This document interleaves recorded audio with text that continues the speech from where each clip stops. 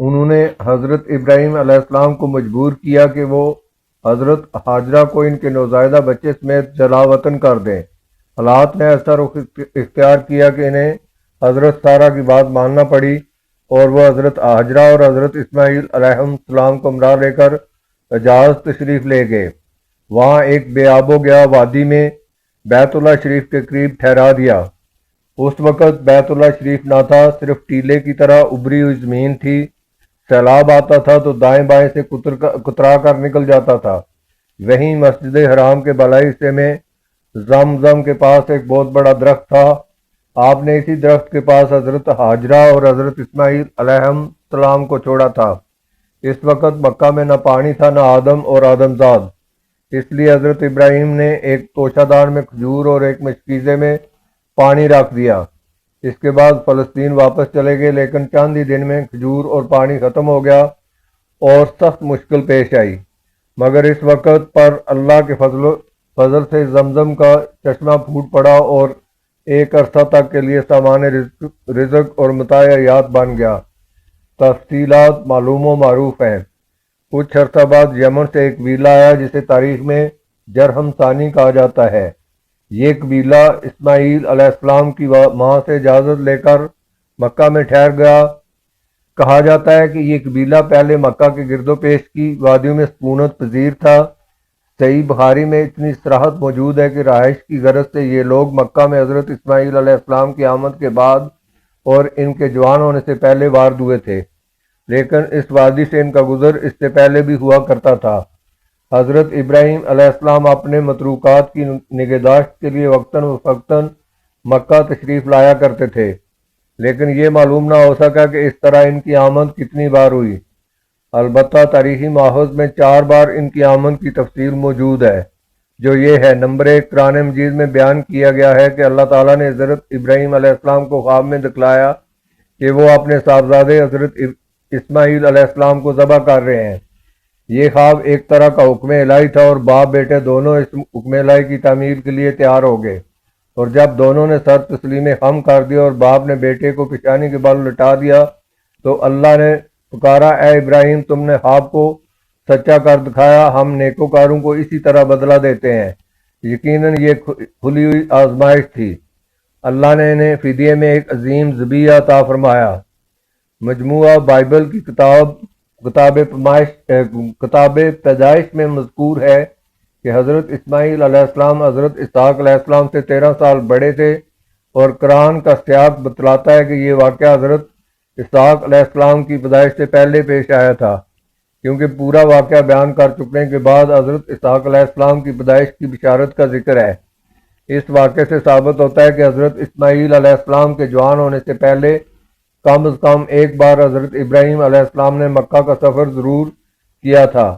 بقیہ 3 سفروں کی تفصیل صحیح بخاری کی ایک اور طویل روایت میں ہے، جو ابن عباس رضی اللہ تعالیٰ عنہ سے مروی ہے۔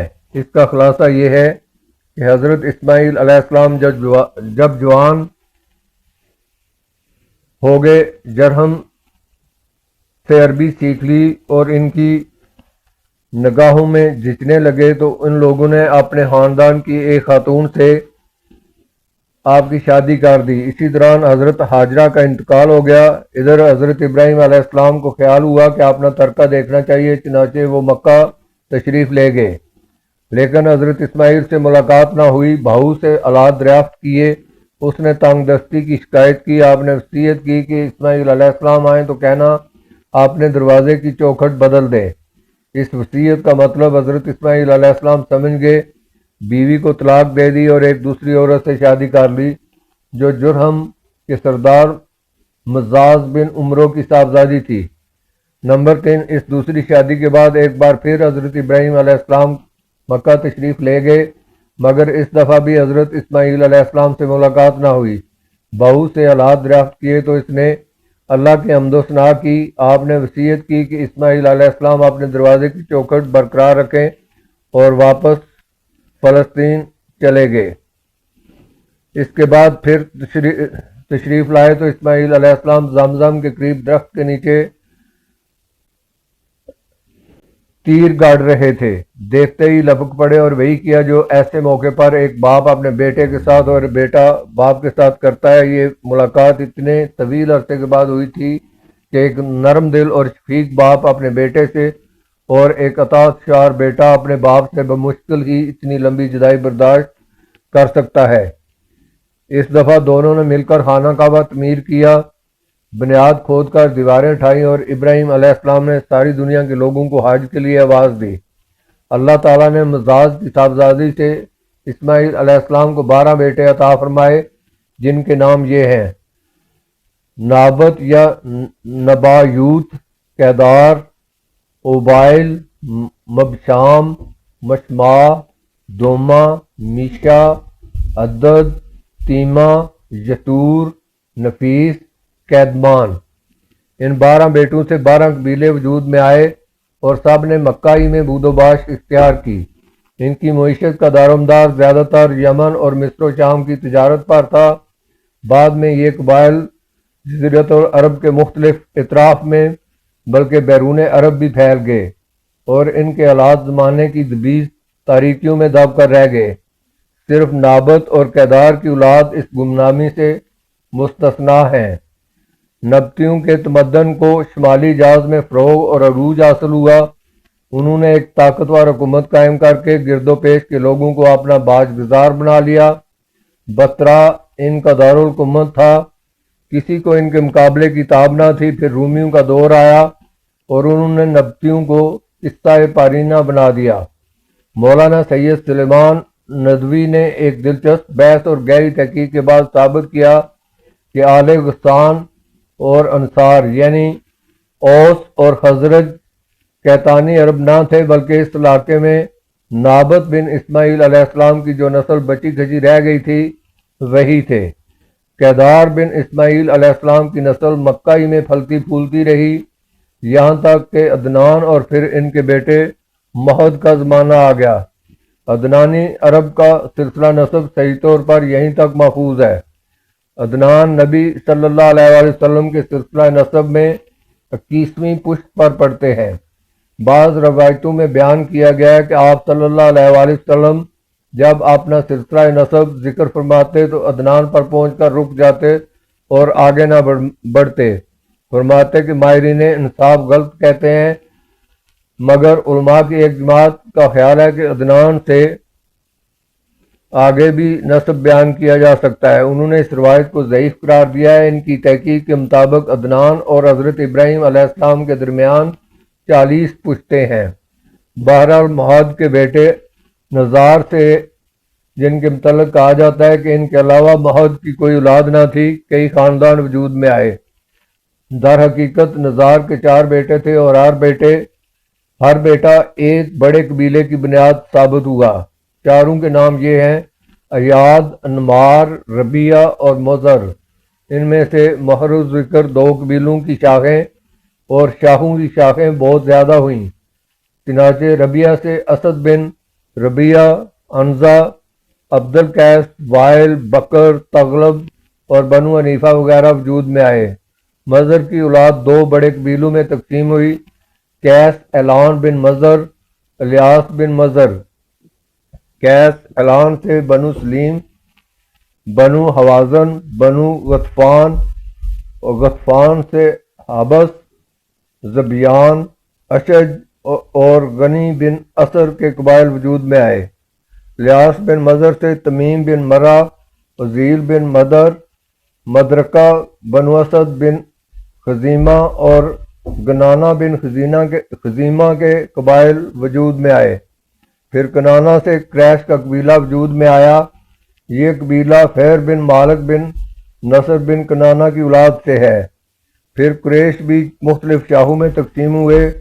مشہور قریشی شاخوں کے نام یہ ہیں: جمع، سہم، عدی، معزوم، تیم، زہرہ اور کسی بن کلاب کے خاندان، یعنی عبد الدار، اسد بن عبد العزمی اور عبد مناف، یہ تینوں کسی کے بیٹے تھے۔ ان میں سے عبد مناف کے 4 بیٹے ہوئے، جن سے 4 ذیلی قبیلے وجود میں آئے، یعنی عبد الشمس، نوفل، مطلب اور ہاشم۔ انہی ہاشم کی نسل سے اللہ تعالیٰ نے ہمارے حضور محمد صلی اللہ علیہ وآلہ وسلم کا انتخاب فرمایا۔ رسول اللہ صلی اللہ علیہ وآلہ وسلم کا ارشاد ہے کہ اللہ تعالیٰ نے ابراہیم علیہ السلام کی اولاد میں سے اسماعیل علیہ السلام کا انتخاب فرمایا، پھر اسماعیل علیہ السلام کی اولاد میں سے کنانہ کو منتخب کیا اور کنانہ کی نسل سے قریش کو چنا، پھر قریش میں سے بنو ہاشم کا انتخاب کیا اور بنو ہاشم میں سے میرا انتخاب کیا۔ ابن عباس رضی اللہ تعالیٰ عنہ کا بیان ہے کہ رسول اللہ صلی اللہ علیہ وآلہ وسلم نے فرمایا، اللہ تعالیٰ نے خلق کی تخلیق فرمائی تو مجھے سب سے اچھے گروہ میں بنایا، پھر ان کے بھی 2 گروہ میں سے زیادہ اچھے گروہ کے اندر رکھا، پھر قبائل کو چنا تو مجھے سب سے اچھے قبیلے کے اندر بنایا، پھر گھرانوں کو چنا تو مجھے سب سے اچھے گھرانے میں بنایا، لہذا میں اپنی ذات کے اعتبار سے بھی سب سے اچھا ہوں اور اپنے گھرانے کے اعتبار سے بھی سب سے بہتر ہوں۔ بہرحال عدنان کی نسل جب زیادہ بڑھ گئی تو وہ چارے پانی کی تلاش میں عرب کے مختلف اطراف میں بکھر گئی، چنانچہ قبیلہ عبد القیس نے بکر بن وائل کی کئی شاہوں نے اور بنو تمیم کے خاندانوں نے بحرین کا رخ کیا اور اسی علاقے میں جا بسے۔ بنو حنیفہ بن صحب بن علی بن بکر نے یمامہ کا رخ کیا اور اس کے مرکز حجر میں سکونت پذیر ہو گئے۔ بکر بن وائل کی بقیہ شاہوں نے یمامہ سے لے کر بحرین، ساحل کاظمہ، خلیج، سواد عراق، ابلا اور ہیبت تک کے علاقوں میں بود و باش اختیار کی۔ بنو تغلب جزیرہ فرطیہ میں اقامت گزین ہوئے، البتہ ان کی بعض شاخوں نے بنو بکر کے ساتھ سکونت اختیار کی۔ بنو تمیم نے بادیہ بصرہ کو اپنا وطن بنایا۔ بنو سلیم نے مدینہ کے قریب ڈیرے ڈالے، ان کا مسکن وادی القری سے شروع ہو کر خیبر اور مدینہ کے مشرق سے گزرتا ہوا ہورا بنو سلیم سے متصل 2 پہاڑوں تک منتہی ہوتا تھا۔ بنو ثقیف نے طائف کو وطن بنا لیا اور بنو حوازن نے مکہ کے مشرق میں وادی اوتاس کے گرد و پیش ڈیرے ڈالے، ان کا مسکن مکہ، بصرہ، شاہراہ پر واقع تھا۔ بنو اسد تیمہ کے مشرق اور کوفہ کے مغرب میں خیمہ زن ہوئے، ان کے اور تیمہ کے درمیان بنوتی کا ایک خاندان 72 آباد تھا۔ بنو اسد کی آبادی اور کوفے کے درمیان 5 دن کی مسافت تھی۔ بنو زبیان تیمہ کے قریب حواران کے اطراف میں آباد ہوئے۔ تہامہ میں بنو کنانہ کے خاندان رہ گئے تھے، ان میں سے کرسی خاندانوں کی بود و باش اور اس کے اطراف میں تھی، یہ لوگ پراگندہ تھے اور ان کی کوئی شہرازہ بندی نہ تھی، تاہاں کہ کثیب انقلاب ابھر کر منظر عام پر آیا اور قریشیوں کو متحد کر کے شرف و عزت اور بلندی و وقار سے بہرہ ور کیا۔